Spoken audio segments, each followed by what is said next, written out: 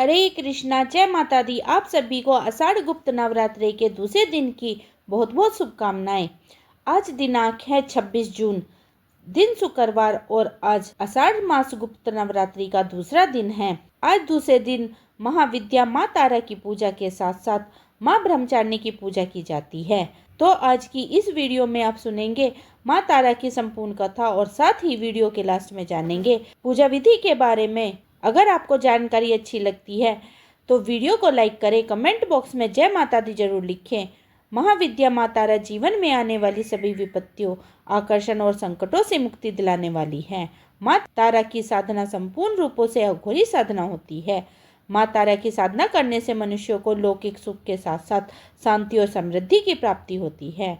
माँ तारा अपने सभी भक्तों और उपासकों को सभी मनोकामनाओं को पूर्ण करती है। इसके अलावा माँ तारा धन से जुड़ी समस्याओं को भी दूर करती है और मुक्ति प्रदान कराने वाली देवी है। बौद्ध धर्म में भी माँ तारा की उपासना को बहुत महत्वपूर्ण माना गया है।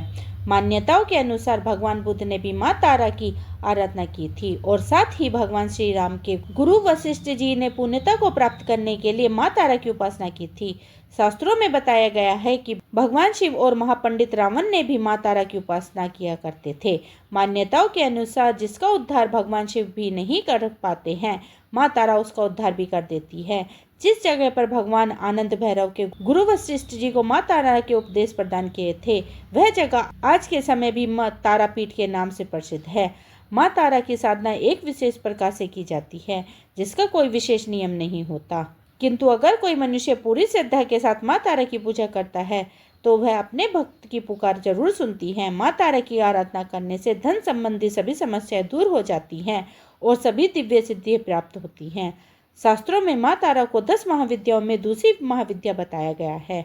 ऐसा माना जाता है कि माँ तारा का स्वरूप माँ काली के समान होता है। अगर कोई व्यक्ति तांत्रिक शक्तियां प्राप्त करना चाहता हो तो उसे इस दिन माँ तारा की विशेष आराधना करनी चाहिए। माँ तारा की पूजा ज्यादातर अघोरी, तांत्रिक और साधु करते हैं। माँ तारा के 3 स्वरूप हैं। इनका रंग नीला है, इसलिए इन्हें नील सरस्वती भी कहा जाता है। इनके अभाव में माँ तारा को उग्र तारा के नाम से भी जाना जाता है। माँ अपने उग्र स्वरूप धारण करके अपने भक्तों के सभी कष्टों को दूर करती है और अपने भक्तों को मोक्ष प्रदान कराती है।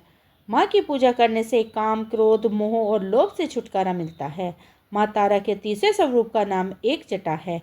उग्र तारा माँ का पहला स्वरूप है। इस स्वरूप में अपने भयानक और उग्र ऊर्जा की वजह से विश्व में विख्यात है। माँ तारा के अंदर समस्त तामसिक गुण मौजूद हैं और अपने भक्तों की कठिन से कठिन परिस्थितियों में भी सहायता करती हैं।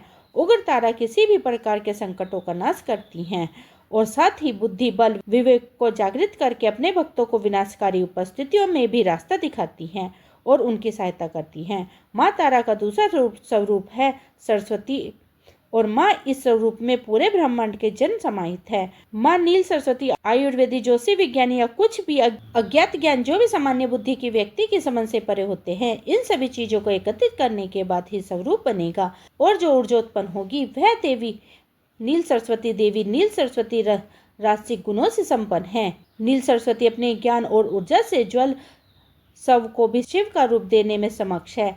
माँ तारा का तीसरा स्वरूप है एक जटा देवी। एक जटा मोक्ष प्रदान कराने वाली देवी है। माँ का यह स्वरूप सत्य गुणी है। देवी एक जटा शिव को अपनी जटाओं में धारण करके उन्हें मोक्ष प्रदान कराने वाली देवी है। देवी एक जटा अपने सभी भक्तों की मृत्यु के पश्चात अपनी जटा में स्थान देती है और मोक्ष भी प्रदान कराती है। माँ तारा का मंत्र नीलकंठ की माला से 12 बार जाप करना चाहिए। मंत्र है ओम ह्रीम श्रीम हुम फट। माँ तारा की पूजा विधि है। माँ तारा की पूजा हमेशा रात के समय की जाती है, इसलिए अगर आप माँ की पूजा कर रहे हैं तो हमेशा अर्धरात्रि में ही करें। माँ तारा की पूजा हमेशा एकांत कक्ष में करें जहाँ आपके अलावा कोई दूसरा ना हो। माँ पूजा करने से पहले स्नान करें, इसके बाद एक सफ़ेद रंग की धोती धारण करें। माँ तारा की पूजा में कभी भी सिले हुए वस्त्र नहीं पहनने चाहिए। अब पश्चिम दिशा की ओर मुँह करके बैठ जाएं। अपने सामने एक चौकी रखें, उस पर गंगा जल छिड़क कर शुद्ध कर लें। चौकी पर गुलाबी रंग का वस्त्र बिछाएं। एक प्लेट में गुलाब के पुष्प रखें। अब चौकी पर तारा यंत्र की स्थापना करें। इस यंत्र के चारों तरफ चावल की 4 ढेरियां रखें।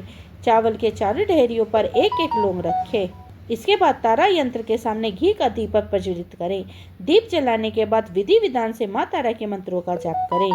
जाप करने के बाद श्रद्धापूर्वक माँ तारा की कथा सुनें और कथा सुनने के बाद माँ तारा की आरती उतारें। पूजा करने के बाद पूजा की में इस्तेमाल की गई सभी सामग्री को अगले दिन पूजा करने से पहले किसी बहती हुई नदी में प्रवाहित कर दें या फिर इन सामग्री को पीपल की पेड़ के नीचे जमीन में गहरा गड्ढा खोदकर भी दबा दे। माँ तारा की पौराणिक कथा के अनुसार देवता का जन्म मेरू पर्वत के पश्चिम भाग में चोला नदी के किनारे हुआ था। मान्यताओं के अनुसार देवी तारा की उत्पत्ति तट पर हुई। अग्रहावी नाम के दैत्य के वध के लिए देवी महाकाली ने नील वर्ण धारण किया था। महाकाली संहिता के अनुसार चैत्र शुक्ल अष्टमी तिथि को देवी तारा प्रकट हुई थी। इस कारण यह तिथि तारा अष्टमी कहलाती है। चैत्र शुक्ल नवमी की रात्रि तारा रात्रि कहलाती है। सबसे पहले स्वर्गलोक में रतनदीप में वैदिक कल्पों तथ्य एवं वाक्यों से देवी काली के मुख से सुनकर भगवान शिव अपनी पत्नी पर बहुत प्रसन्न हुए।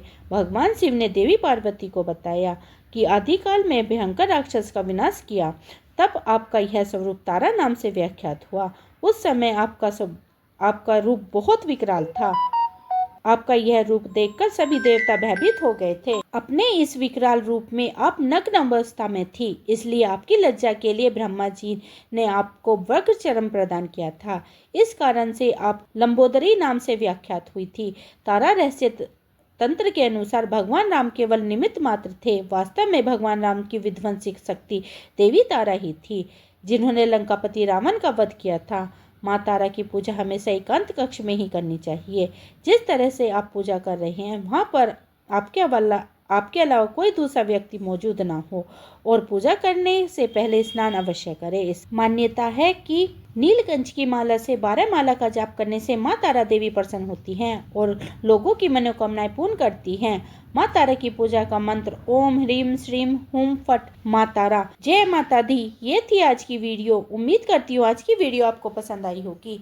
वीडियो को लाइक करें, परिवार और भक्तजनों में शेयर करें।